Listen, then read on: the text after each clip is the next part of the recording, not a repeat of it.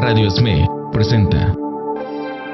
Las opiniones vertidas en este programa son responsabilidad única y exclusivamente de quien las emite.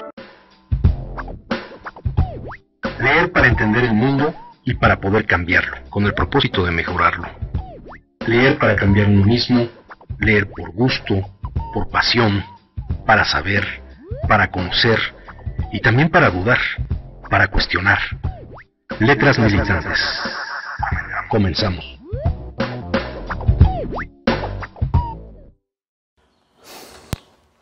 La actual propagación de la epidemia del coronavirus también ha desencadenado vastas epidemias de virus ideológicos que estaban latentes en nuestras sociedades.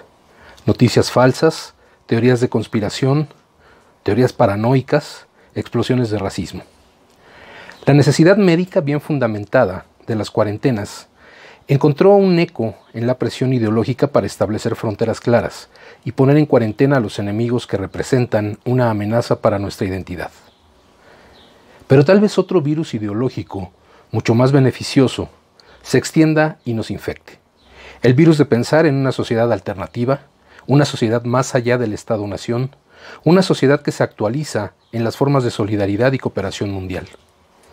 Hoy en día se suele especular con que el coronavirus puede conducir a la caída del régimen comunista en China, del mismo modo que, como admitió el propio Gorbachov, la catástrofe de Chernobyl fue el acontecimiento que desencadenó el fin del comunismo soviético. Pero aquí hay una paradoja.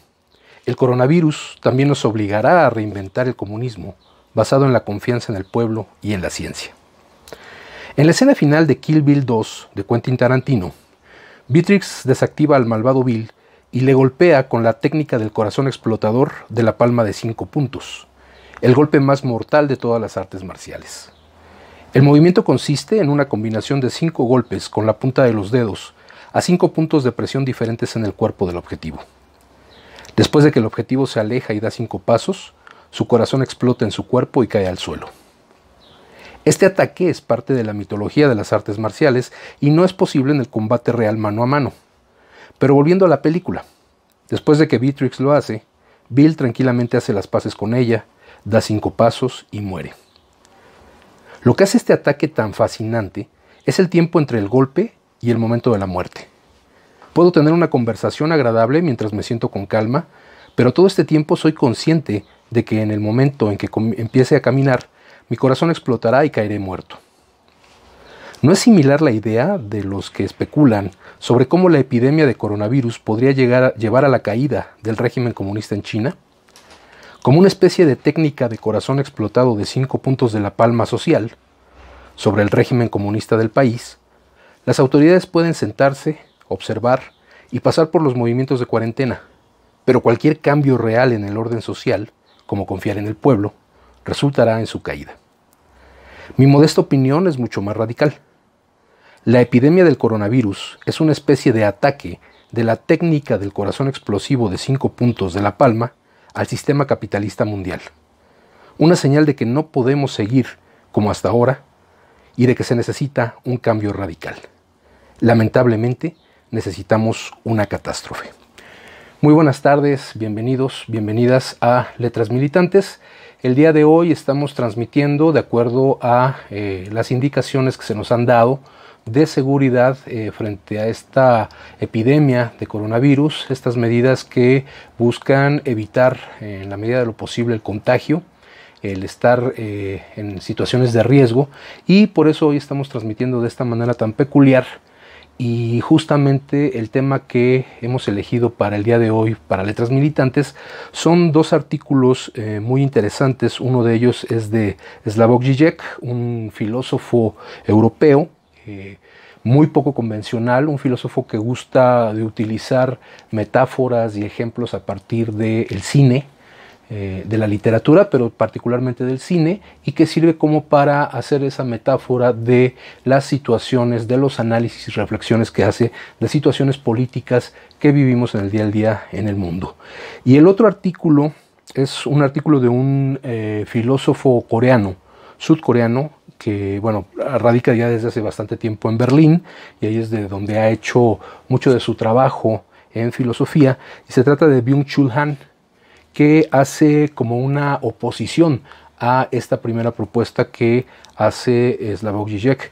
Slavoj Žižek ve el virus del coronavirus, la epidemia de coronavirus, como una oportunidad para cambiar el contexto en el que se ha desarrollado el capitalismo de los últimos 30 años, particularmente este modelo neoliberal especulativo, y que nos plantea cómo podemos nosotros formar parte de ese cambio, primero a partir de entender cuál es este proceso que se ha dado.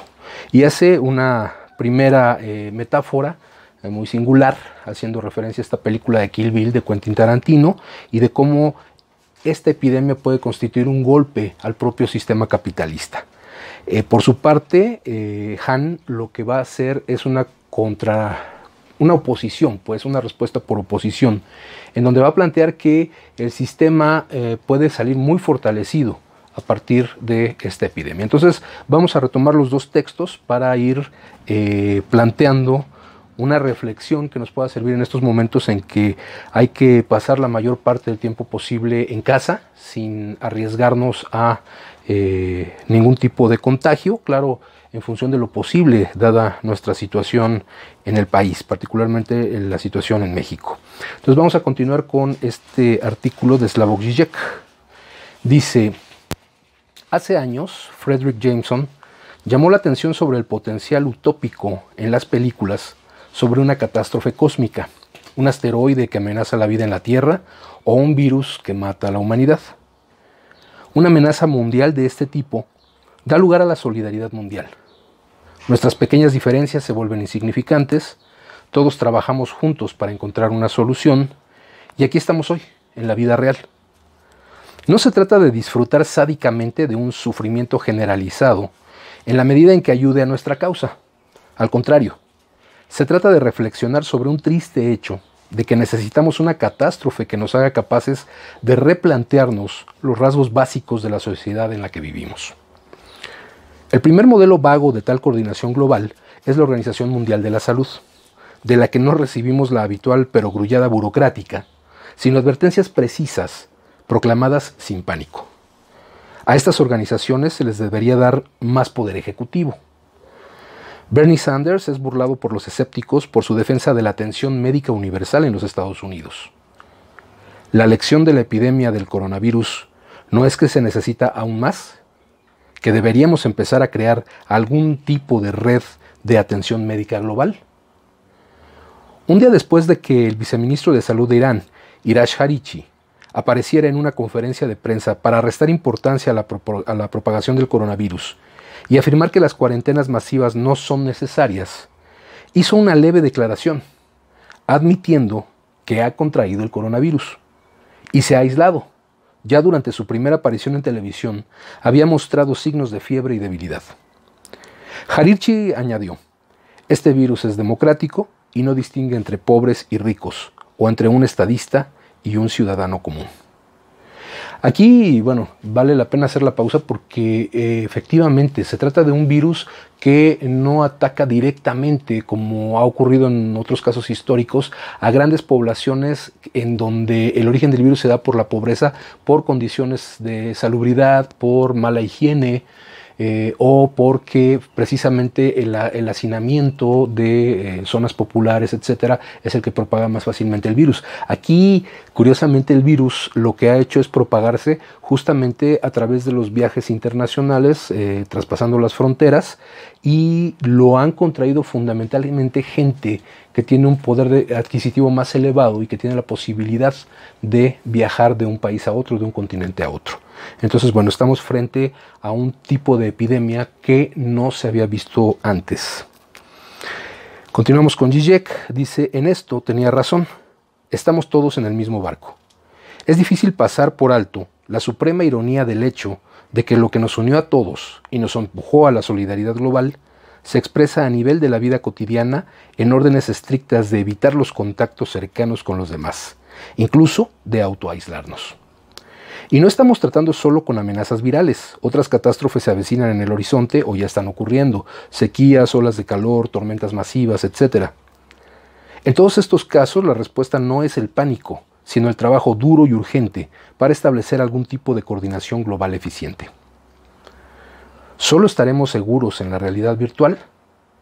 La primera ilusión que hay que disipar es la formulada por el presidente de los Estados Unidos, Donald Trump, durante su reciente visita a la India, en la que dijo que la epidemia retrocedería rápidamente y que solo hay que esperar el pico y entonces la vida volverá a la normalidad.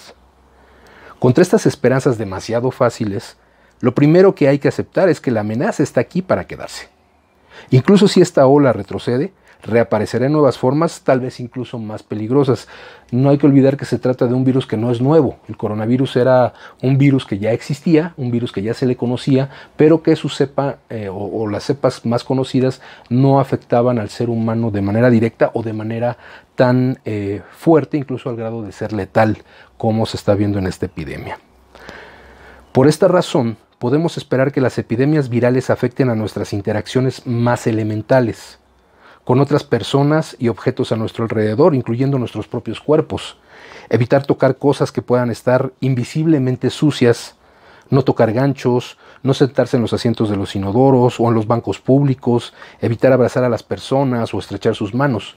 Incluso podríamos ser más cuidadosos con los gestos espontáneos. No te toques la nariz ni te frotes los ojos. Así que no solo el Estado y otras agencias nos controlarán. También debemos aprender a controlarnos y a disciplinarnos. Tal vez solo la realidad virtual se considere segura, y moverse libremente en un espacio abierto estará restringido a las islas propiedad de los ultrarricos. Pero incluso aquí, a nivel de la realidad virtual e Internet, debemos recordar que en las últimas décadas los términos virus y viral se utilizaron principalmente para designar los virus digitales que estaban infectando nuestro espacio web, y de los que no éramos conscientes, al menos hasta que se desató su poder destructivo, digamos, de destruir nuestros datos o nuestro disco duro. Lo que vemos ahora es un retorno masivo al significado literal original del término. Las infecciones virales trabajan mano a mano en ambas dimensiones, la real y la virtual. Y yo creo que un aspecto sobre el que tenemos que poner mucha atención es que en el terreno de lo virtual, en el terreno de las redes sociales, la información en torno a cómo afrontar esta epidemia, a cómo enfrentar a este virus, muchas veces esta viralización de información lo que genera es lo contrario, un absoluto desconocimiento de lo que está pasando. En una semana podemos tener información que nos diga desde la Organización Mundial de la Salud cómo tener ciertas medidas de higiene para evitar el posible contagio, pero toda esta información se ve de pronto cubierta por una masa de información surgida de las fuentes más variadas, que puede ser desde médicos que tienen pues quizás una opinión distinta, pero no tienen las mismas fuentes o la misma capacidad de análisis que están teniendo las grandes instituciones globales, o incluso estos llamados influencers o youtubers que a lo que acuden es al comentario boca a boca y a lo que el sentido común les dicta, lo cual no siempre es lo mejor, pero que en este caso de viralización de información tienen mucho más profundidad, mucho más capacidad de llegar a más gente que la propia información oficial. Entonces estamos también enfrentados a hacer un análisis más a profundidad tanto de la información oficial como de este cúmulo de informaciones que lo único que hacen es confundir a la gente y generar también una mayor paranoia. El retorno del animismo capitalista. Otro fenómeno extraño que podemos observar es el regreso triunfante del animismo capitalista, de tratar los fenómenos sociales como los mercados o el capital financiero como entidades vivas. Si uno lee nuestros grandes medios de comunicación, la impresión que se tiene es que lo que realmente debería preocuparnos no son los miles que ya murieron, y miles más que morirán, sino el hecho de que los mercados se están poniendo nerviosos. El coronavirus está perturbando cada vez más el buen funcionamiento del mercado mundial y, como hemos oído, el crecimiento puede disminuir en un 2 o 3%. Incluso ahorita actualizando, porque este artículo ya tiene pues varios días, incluso el impacto puede ser aún mayor, como lo estamos viendo en las bolsas de diferentes rincones del mundo. ¿No indica todo esto claramente la necesidad urgente de una reorganización de la economía mundial que ya no estará a merced de los mecanismos del mercado? No estamos hablando aquí de un comunismo a la vieja usanza, por supuesto, sino de una especie de organización mundial que puede controlar y regular la economía, así como limitar la soberanía de los estados nacionales cuando sea necesario. Los países pudieron hacerlo en el pasado con el telón de fondo de la guerra y todos nosotros nos acercamos ahora efectivamente a un estado de guerra médica. Además, no debemos tener miedo de notar algunos efectos secundarios potencialmente beneficiosos de la epidemia. Uno de los símbolos de la epidemia son los pasajeros atrapados en cuarentena en los grandes cruceros. Buena suerte a la obscenidad de esos barcos, me siento tentado a decir. Solo debemos tener cuidado de que los viajes a islas solitarias u otros centros turísticos exclusivos no vuelvan a ser un privilegio de unos pocos ricos como lo fueron hace décadas con los vuelos. La producción de automóviles también se ve seriamente afectada por el coronavirus, lo que no es tan malo, ya que puede obligarnos a pensar en alternativas a nuestra obsesión por los vehículos individuales. La lista continúa. En un reciente discurso, el primer ministro húngaro Viktor Orbán dijo: "No existe tal cosa como un liberal. Un liberal no es más que un comunista con un diploma". ¿Y si lo contrario es cierto?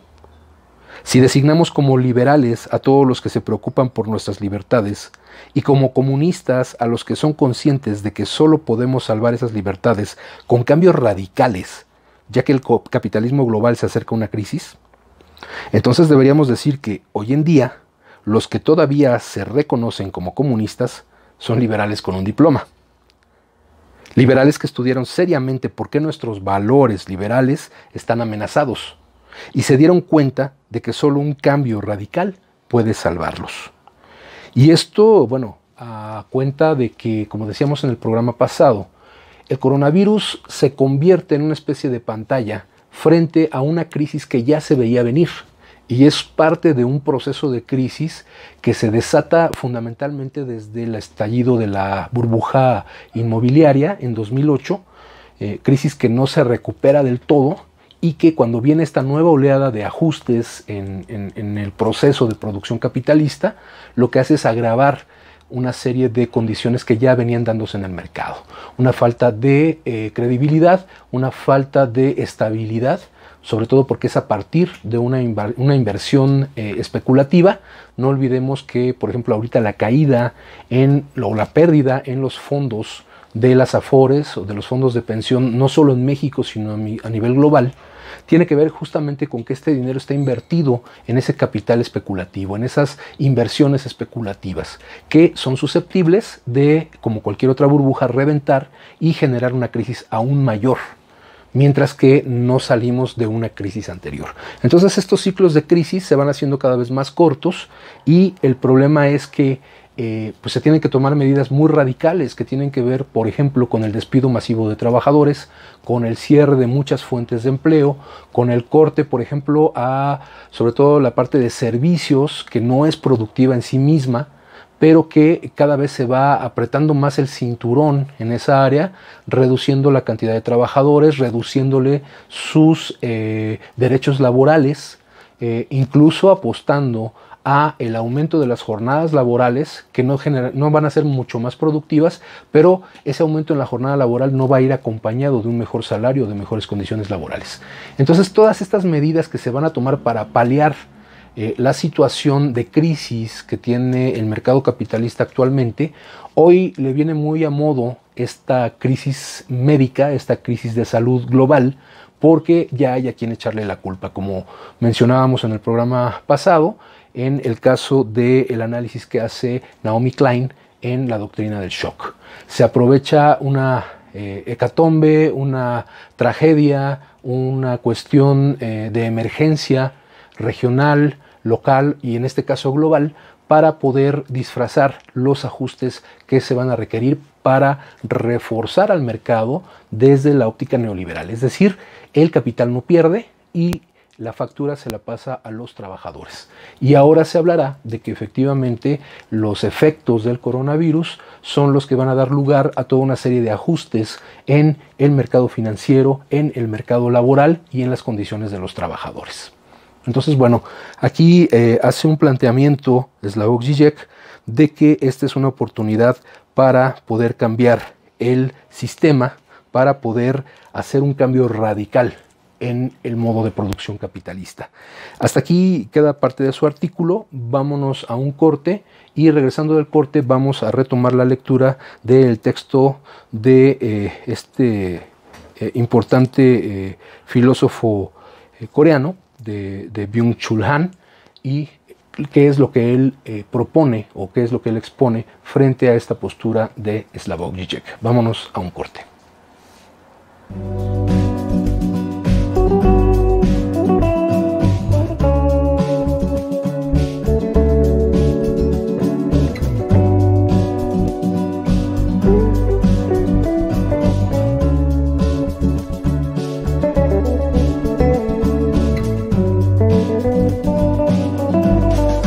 Estás escuchando Letras Militantes.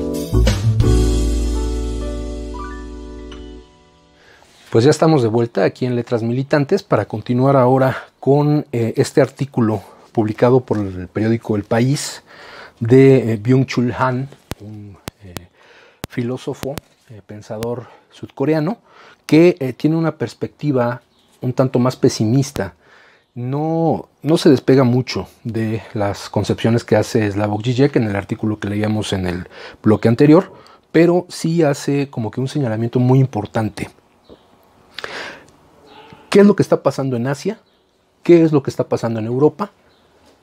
¿Cómo se puede comparar la situación de la epidemia del coronavirus en estos dos continentes desde el método con el cual los gobiernos han abordado la emergencia? El artículo de hecho se titula La emergencia viral y el mundo de mañana. Dice Han, el coronavirus está poniendo a prueba nuestro sistema. Al parecer, Asia tiene mejor controlada la pandemia que Europa. En Hong Kong, Taiwán y Singapur hay muy pocos infectados. En Taiwán se registran 108 casos y en Hong Kong 193. En Alemania, por el contrario, tras un periodo de tiempo mucho más breve, hay ya 15.320 casos confirmados y en España 19.980, datos del 20 de marzo. También Corea del Sur ha superado ya la peor fase, lo mismo que Japón. Incluso China, el país de origen de la pandemia, ya la tiene bastante controlada. Pero ni en Taiwán ni en Corea se ha decretado la prohibición de salir de casa, ni se han cerrado las tiendas y los restaurantes. Entre tanto, ha comenzado un éxodo de asiáticos que salen de Europa. Chinos y coreanos quieren regresar a sus países porque ahí se sienten más seguros. Los precios de los vuelos se han multiplicado. Ya apenas se pueden conseguir billetes de vuelo para China o Corea. Europa está fracasando. Las cifras de infectados aumentan exponencialmente. Parece que Europa no puede controlar la pandemia. En Italia mueren a diario cientos de personas. Quitan los respiradores a los pacientes ancianos para ayudar a los jóvenes. Pero también cabe observar sobreactuaciones inútiles. Los cierres de fronteras son evidentemente una expresión desesperada de soberanía. Nos sentimos de vuelta a la época de la soberanía. El soberano es quien decide sobre el estado de excepción. Es soberano quien cierra fronteras. Pero esa es una güera exhibición de soberanía que no sirve de nada. Serviría de mucho más ayuda cooperar intensamente dentro de la eurozona que cerrar fronteras a lo loco. Entre tanto, también Europa ha declarado la prohibición de entrada a extranjeros, un acto totalmente absurdo en vista del hecho de que Europa es precisamente a donde nadie quiere venir. Como mucho, sería más sensato decretar la prohibición de salidas de europeos para proteger al mundo de Europa. Después de todo, Europa es en estos momentos el epicentro de la pandemia. Las ventajas de Asia. En comparación con Europa, ¿qué ventajas ofrece el sistema de Asia que resulten eficientes para combatir la pandemia? Estados asiáticos como Japón, Corea, China, Hong Kong, Taiwán o Singapur tienen una mentalidad autoritaria que les viene más de su tradición cultural, el confucianismo. Las personas son menos renuentes y más obedientes que en Europa. También confían más en el Estado. Y no solo en China, sino también en Corea o en Japón, la vida cotidiana está organizada mucho más estrictamente que en Europa. Sobre todo, para enfrentarse al virus, los asiáticos apuestan fuertemente por la vigilancia digital. Sospechan que en el Big Data podría encerrarse un potencial enorme para defenderse de la pandemia. Se podría decir que en Asia, las epidemias no las combaten solo los virólogos y epidemiólogos, sino sobre todo también los informáticos y los especialistas en macrodatos. Un cambio de paradigma del que Europa todavía no se ha enterado. Los apologetas de la vigilancia digital proclamarían que el Big Data salva vidas humanas. Y esto en efecto es una gran diferencia. Sabemos que pues mucho de la mentalidad liberal se gesta justamente en Europa. Vamos, toda la manera, toda la percepción de las relaciones humanas, de la intimidad, tiene que ver mucho con el desarrollo de la cultura europea y esto que llamamos eurocentrismo, y que fue pues predominando en el resto del mundo debido sobre todo a las intervenciones coloniales y a esta herencia cultural que incluso países como el nuestro pues lo tenemos directamente heredados de la cultura española.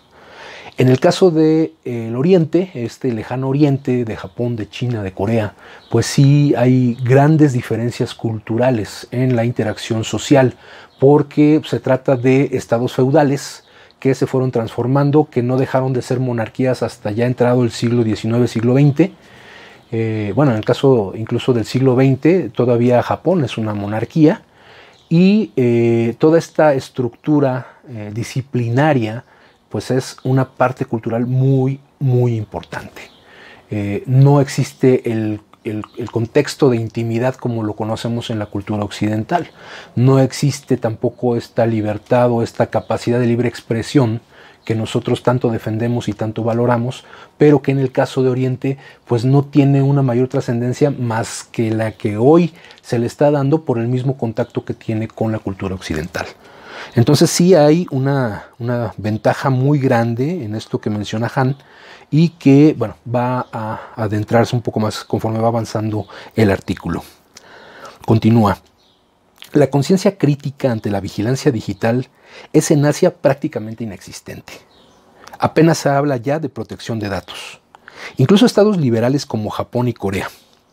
Nadie se enoja por el frenesí de las autoridades para recopilar datos. Recordemos que en fechas recientes había todos estos posts que se hacían en Facebook, en donde decíamos que yo no autorizaba a Facebook a utilizar mi información privada, mis fotos, etcétera, etcétera, etcétera, porque repito, en la cultura occidental somos muy celosos de nuestra información privada, aunque no tengamos nada que ocultar, ¿no? Aunque no nos dediquemos al lavado de dinero, a la pornografía, al narcotráfico, etcétera. Somos muy celosos de esa información confidencial personal, mientras que en Asia no hay esa misma efusividad por parte de la gente por defender esta parte de la información. Entre tanto, China ha introducido un sistema de crédito social inimaginable para los europeos y lógico para nosotros los que vivimos en América, que permite una valoración o una evaluación exhaustiva de los ciudadanos. Y ojo con esto, cada ciudadano debe ser evaluado consecuentemente en su conducta social. En China no hay ningún momento de la vida cotidiana que no esté sometido a observación. Se controla cada clic, cada compra, cada contacto, cada actividad en las redes sociales. A quien cruza con el semáforo en rojo, a quien tiene trato con críticos del régimen o a quien pone comentarios críticos en las redes sociales, le quitan puntos. Entonces la vida puede llegar a ser muy peligrosa. Por el contrario, a quien compra por internet alimentos sanos o lee periódicos afines al régimen, le dan puntos. Quien tiene suficientes puntos obtiene un visado de viaje o créditos baratos. Por el contrario, quien cae por debajo de un determinado número de puntos podría perder su trabajo. En China es posible esta vigilancia social porque se produce un irrestricto intercambio de datos entre los proveedores de internet y de telefonía móvil y las autoridades. Prácticamente no existe la protección de datos. En el vocabulario de los chinos no aparece el término esfera privada. Y este es un dato demoledor para que nos demos cuenta del nivel de seguimiento que hay por parte del Estado a los ciudadanos en China. En China hay 200 millones de cámaras de vigilancia, muchas de ellas provistas de una técnica muy eficiente de reconocimiento facial. Captan incluso los lunares en el rostro. No es posible escapar de la cámara de vigilancia. Estas cámaras, dotadas de inteligencia artificial, pueden observar y evaluar a todo ciudadano en los espacios públicos, en las tiendas, en las calles, en las estaciones y en los aeropuertos. Toda la infraestructura para la vigilancia digital ha resultado ser ahora sumamente eficaz para contener la epidemia. Cuando alguien sale de la estación de Pekín, es captado automáticamente por una cámara que mide su temperatura corporal.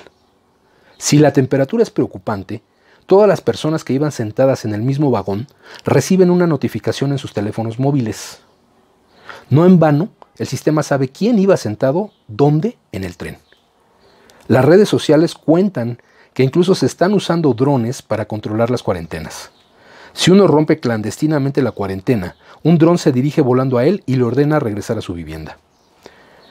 Quizás incluso le imprime una multa y se la deje caer volando, quién sabe. Una situación que para los europeos sería distópica, es decir, sería lo contrario a una utopía, o sea, no sería un estado ideal de las cosas, pero a la que, por lo visto, no se ofrece resistencia en China. Ni en China ni en otros estados asiáticos como Corea del Sur, Hong Kong, Singapur, Taiwán o Japón existe una conciencia crítica ante la vigilancia digital o el Big Data. La digitalización directamente los embriaga. Esto obedece también a un motivo cultural. En Asia impera el colectivismo. No hay un individualismo acentuado. No es lo mismo el individualismo que el egoísmo, que por supuesto también está muy propagado en Asia. Al parecer el Big Data resulta más eficaz para combatir el virus que los absurdos cierres de fronteras que en estos momentos se están efectuando en Europa. Sin embargo, a causa de la protección de datos no es posible en Europa un combate digital al virus comparable al asiático. Los proveedores chinos de telefonía móvil y de Internet comparten los datos sensibles de sus clientes con los servicios de seguridad y con los ministerios de salud. El Estado sabe, por tanto, dónde estoy, con quién me encuentro, qué hago, qué busco, en qué pienso, qué como, qué compro, a dónde me dirijo. Es posible que en el futuro el Estado controle también la temperatura corporal, el peso, el nivel de azúcar en la sangre, etc. Una biopolítica digital que acompaña a la psicopolítica digital que controla activamente a las personas. En Wuhan se han formado miles de equipos de investigación digitales que buscan posibles infectados basándose solo en datos técnicos. Basándose únicamente en análisis de macrodatos, averiguan quiénes son potenciales infectados, quiénes tienen que seguir siendo observados y eventualmente ser aislados en cuarentena. También, por tanto, respecto a la pandemia, el futuro está en la digitalización. A la vista de la epidemia, quizá deberíamos redefinir incluso la soberanía.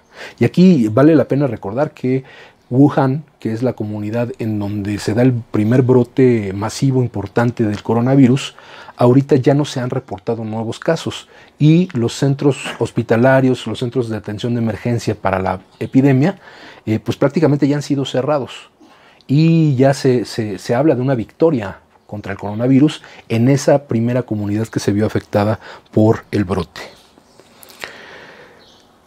Repito, a la vista de la epidemia quizá deberíamos redefinir incluso la soberanía. Es soberano quien dispone de datos. Cuando Europa proclama el estado de alarma o cierra fronteras, sigue aferrada a viejos modelos de soberanía.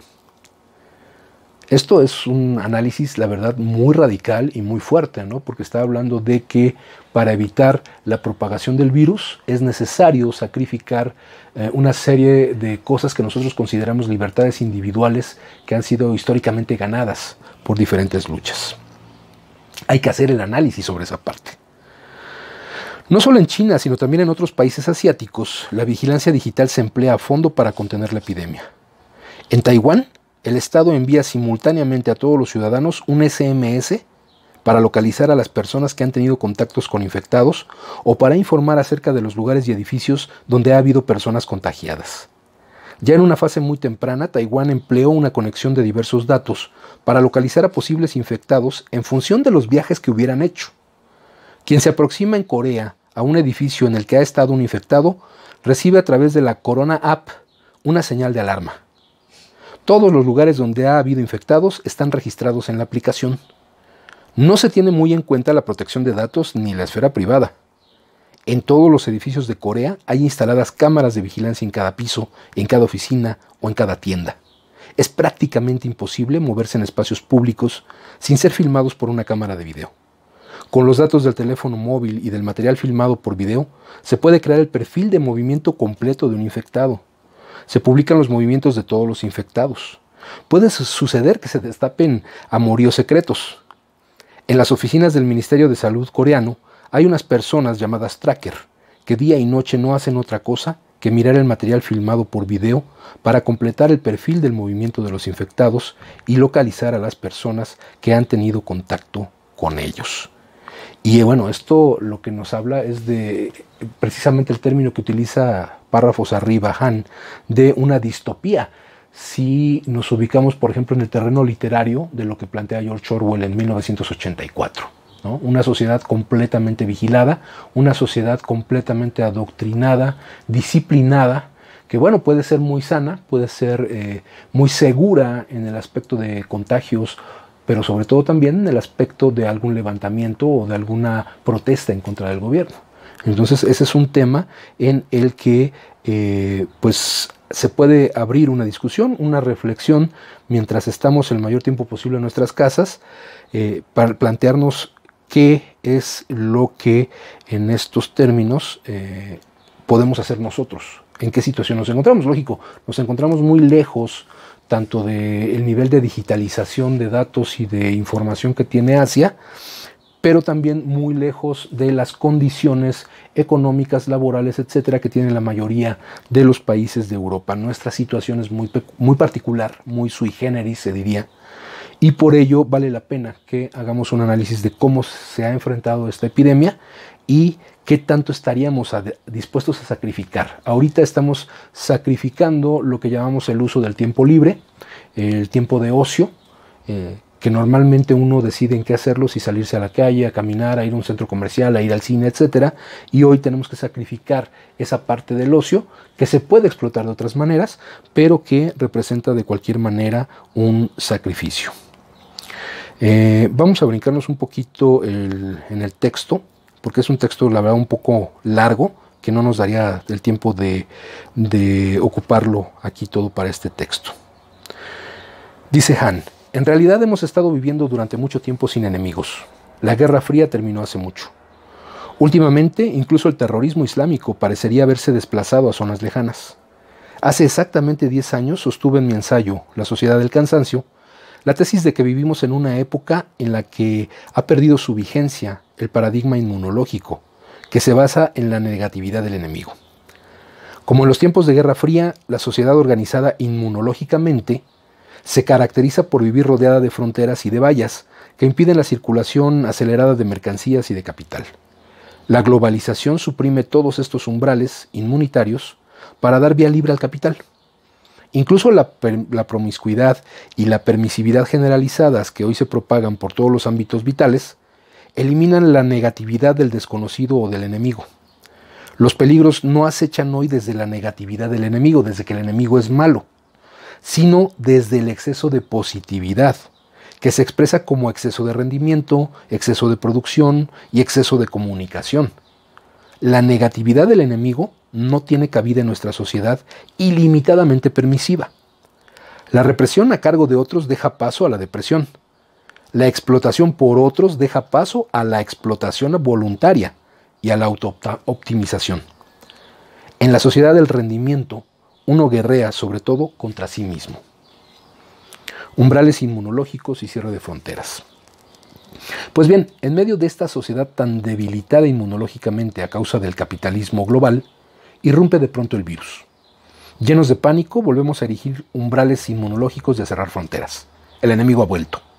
Ya no guerreamos contra nosotros mismos, sino contra el enemigo invisible que viene de fuera. El pánico desmedido en vista del virus es una reacción inmunitaria social e incluso global al nuevo enemigo. La reacción inmunitaria es tan violenta porque hemos vivido mucho tiempo en una sociedad sin enemigos, en una sociedad de la positividad, y ahora el virus se percibe como un terror permanente. Pero hay otro motivo para el tremendo pánico. De nuevo tiene que ver con la digitalización. La digitalización elimina la realidad.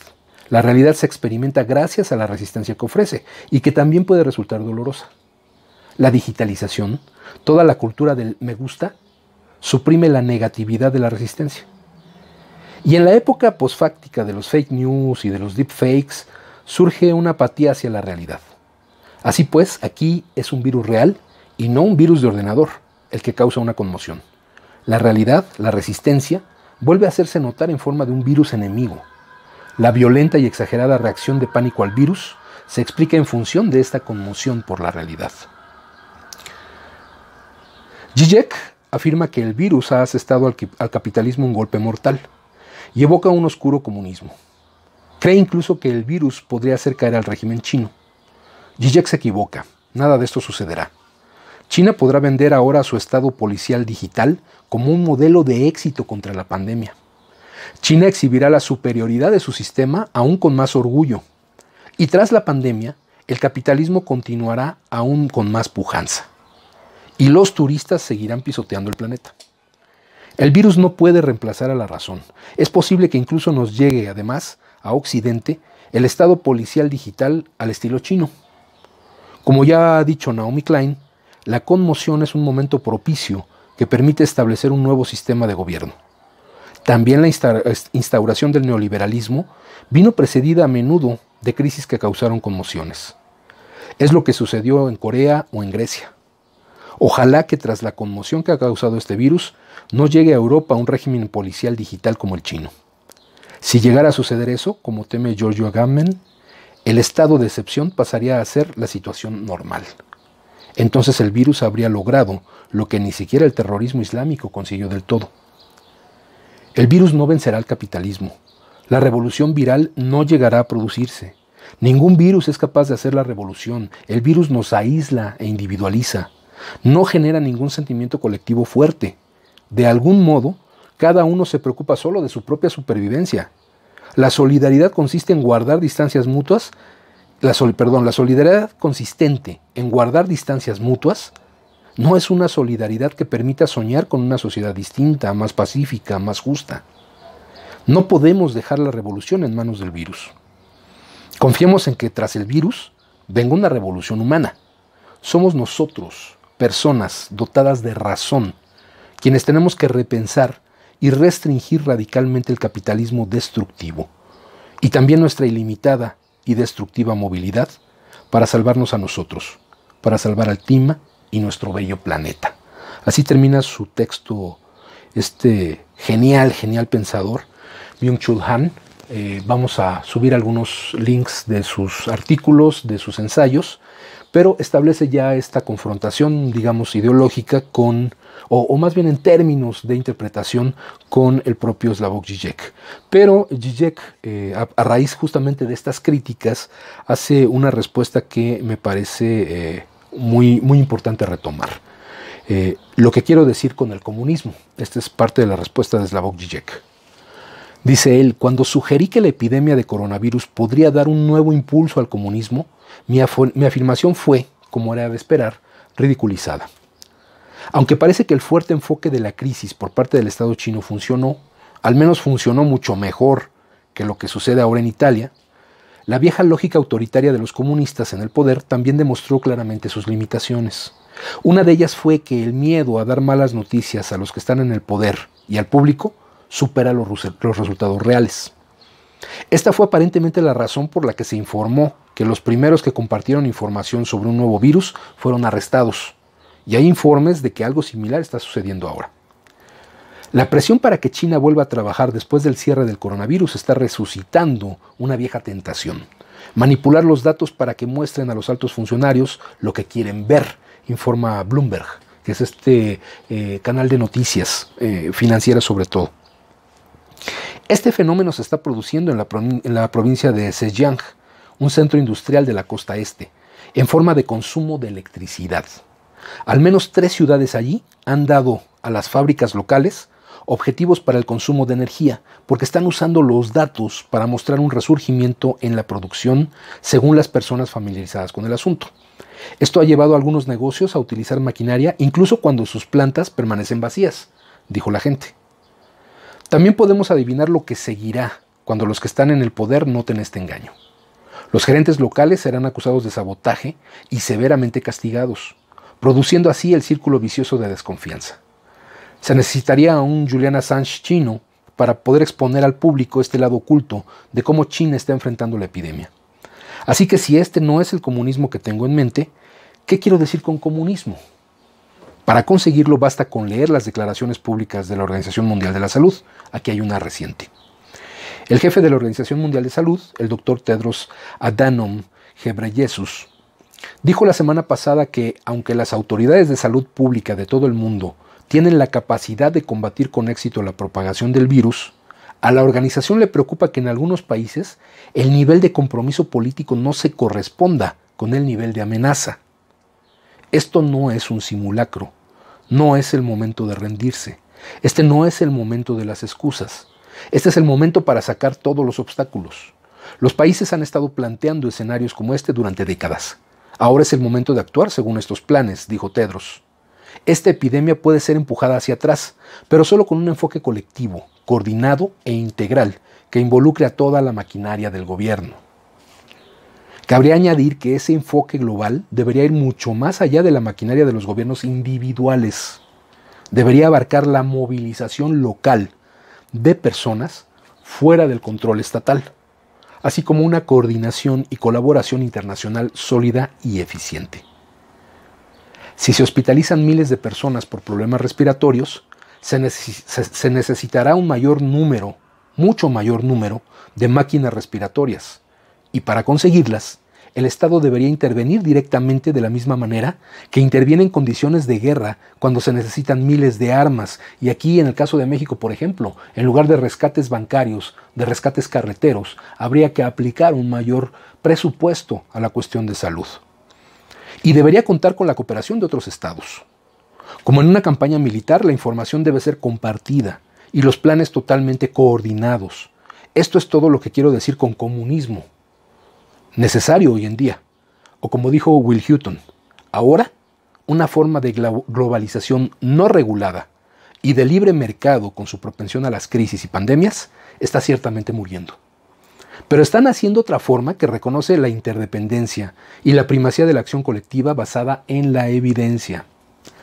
Es necesaria la coordinación y la colaboración a nivel mundial. Lo que todavía predomina es la postura de cada país para sí mismo. Existen prohibiciones nacionales a las exportaciones de productos clave como los suministros médicos, y los países recurren a su propio análisis de la crisis en medio de una escasez localizada y de enfoques aleatorios y primitivos de contención, escribió Will Hutton en The Guardian.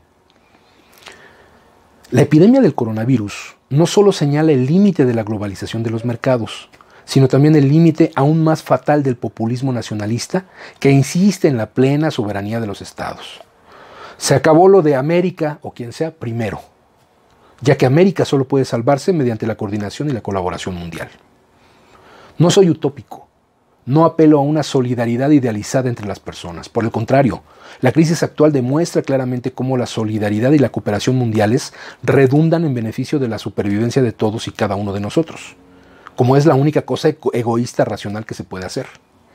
Y no se trata solo de un coronavirus. La propia China sufrió una gigantesca gripe porcina hace meses y ahora se ve amenazada por la perspectiva de una invasión de langostas.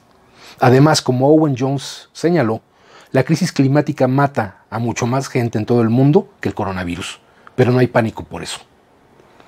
Desde un punto de vista vitalista, cínico, uno estaría tentado a ver el coronavirus como una infección beneficiosa, que permite a la humanidad deshacerse de los viejos, débiles y enfermos, como arrancar la mala hierba medio podrida y así contribuir a la salud mundial. El amplio enfoque comunista que defiendo es la única manera de dejar atrás un punto de vista vitalista tan primitivo. En los debates en curso ya se aprecian signos de restricción de la solidaridad incondicional, como la siguiente nota sobre el papel de los 3 sabios si la epidemia toma un rumbo más catastrófico en el Reino Unido. A los pacientes del NHS se les podría negar la atención para salvar sus vidas durante un grave brote de coronavirus en Gran Bretaña si las unidades de cuidados intensivos que están luchando para hacer frente, han advertido a los médicos de alto nivel, bajo el protocolo de los llamados 3 sabios, 3 consultores senior en cada hospital que se verían obligados a tomar decisiones sobre el racionamiento de los ciudadanos como ventiladores y camas, en caso de que los hospitales se vean abrumados con pacientes. ¿En qué criterios se basarán los 3 sabios? ¿Sacrificar a los más débiles y a los más viejos? ¿Y esta situación no abrirá espacio para una inmensa corrupción? ¿No indican tales procedimientos que nos estamos preparando para promulgar la lógica más brutal de la supervivencia del más fuerte? Así que, de nuevo, La elección final es esto o algún tipo de comunismo reinventado. Así termina su artículo, su respuesta en esta editorial de Russia Today, Slavoj Žižek. Me parece muy importante entonces, ya para finalizar, rescatar estas dos posiciones. Hay que ser muy críticos de que efectivamente la técnica o el método utilizado en China para controlar al virus tiene necesariamente que pasar por el sacrificio de una serie de conceptos, de tradiciones, de cuestiones que como sociedad hemos sido muy cuidadosos de respetar hacia los individuos, es decir, la intimidad, los datos personales, etcétera, pero que tampoco es gratis. Viene de una crisis de credibilidad hacia el Estado cuando toda esa información ha sido utilizada en contra de los propios ciudadanos. Entonces ahí hay que buscar un punto medio. Y por otra parte, lo que establece Žižek no es el establecer un comunismo, como él dice, a la vieja usanza, sino una manera comunitaria, colectivista, colaboracionista entre los propios estados, romper con esa cuestión, como lo menciona en esta respuesta, de que cada quien se haga cargo de sus propios asuntos para no contagiarme de lo que viene del otro lado. O sea, no entrar en la lógica de que abrimos nuestras fronteras a todos los que vengan, sin importar cómo vengan. O sea, sí tiene que ver con una solidaridad de apoyar, como lo que ha estado haciendo Cuba, que es un ejemplo global impresionante de cómo sus profesionales médicos, como pues lógicamente ya hay un control de la epidemia en Cuba, y que por los datos que tenemos hasta el momento, los que están contagiados en Cuba son extranjeros, son italianos, y un español creo que era el caso, por lo menos hasta los datos de estos días recientes, han mandado a sus médicos a colaborar en Europa, en Italia, en otros lugares, para hacerle frente a esta crisis del coronavirus. Entonces, bueno, me parece muy interesante poder analizar muy a fondo, muy detenidamente estos dos pensamientos de dos pensadores muy, muy importantes. Y bueno, lo que vamos a hacer es subir el link de estos artículos al perfil de Letras Militantes para que cada quien los pueda leer con toda tranquilidad, con toda comodidad y empezar a hacerse un criterio sobre cuál es nuestro papel como ciudadanos dentro de esta situación de emergencia global. Bueno, con eso damos por terminado el programa el día de hoy. Agradecemos a nuestros compañeros de Radio SME que se harán cargo de la edición y de la postproducción de estos programas para que puedan salir al aire. Los tendremos informados de cuáles son los avances que vamos teniendo en abordar esta crisis de salud que estamos viviendo. Les pedimos que estén pendientes de las fuentes oficiales de información, Radio SME, los perfiles oficiales del Sindicato Mexicano de Electricistas y los llamados que se hagan a través de estas redes sociales. Por su atención, muchas gracias y muy buenas tardes. Esto fue Letras Militantes. Decía Samuel Smiles, el libro es una voz viviente, es una inteligencia que nos habla y que escuchamos. Acompáñanos en la próxima emisión de Letras Militantes, a través de Radio SME, donde a los libros les damos la palabra.